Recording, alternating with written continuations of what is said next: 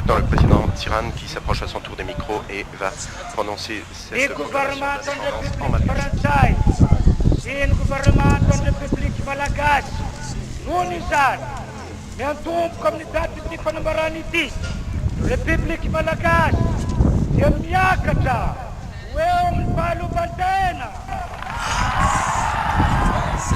Notre État libre et indépendant, conscient de ses responsabilités.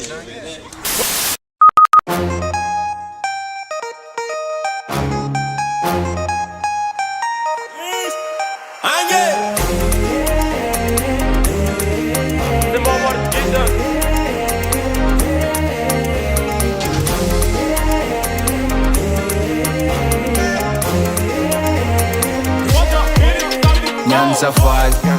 satria mbola velo isaorako zagnahary mbola natatra andro zao iny ane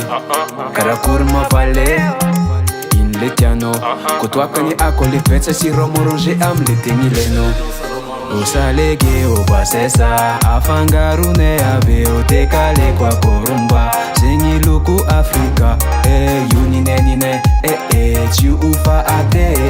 mena fotsy mentsio le roa andao itsinjaka niantsy sy faroa andao tsika jiaby fete aolao ya saloa inianko ny tsisy bete niantsy sy faroa andao tsika jiaby fete aolao ya saloa azamati salanienge sambe tatrany amaregny o salame salame o salame o salame salame o salame salama vantagna tsy ararar iteraka fitolay fitovavany tsara angatagna amizagna ary azamaty niaigna fandraso amaregna mamitany raha zay tsy vitaniany zava epaka galera za mila salaire mensuel kara chef d'état basa za totia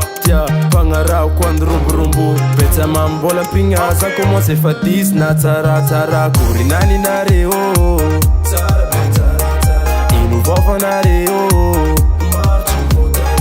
bilambilagna à gauche à droite guide automobile tongotraka pakepamtagna zegny dansiny tsikaniany niantsy sy faroa andao tsika jiaby fete aolao ya saloa inianko ny tsisy bete niantsy sy faroa andao tsika jiaby fete aolao ya saloa